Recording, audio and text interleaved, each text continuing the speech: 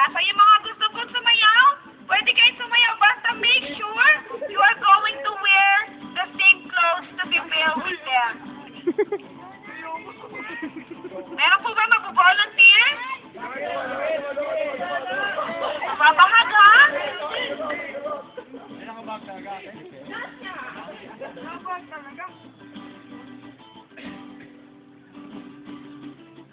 Alright, so palakpakan naman po natin si Kuya. Then for the next dance, we have the monkey dance or sayaw na unggoy. So I just believe that no other animal can match the ability of monkey in terms of hunting and foraging. Mabalay yan na po. Natingin tayo lahat dun, guys, sa taas.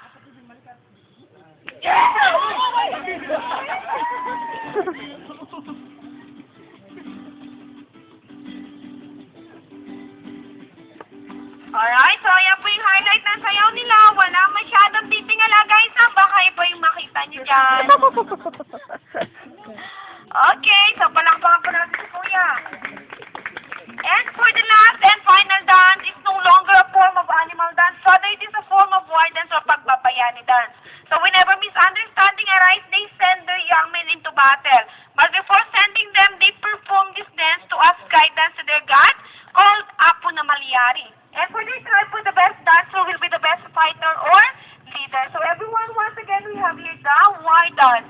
So this time po, they are using real bow and arrow or pana at palaso, and they call it into their own dialect as Yawu and Bayi. Yeah, be careful, guys, ha, because sometimes they accidentally release their arrow, and their target for today yung mga naka-white.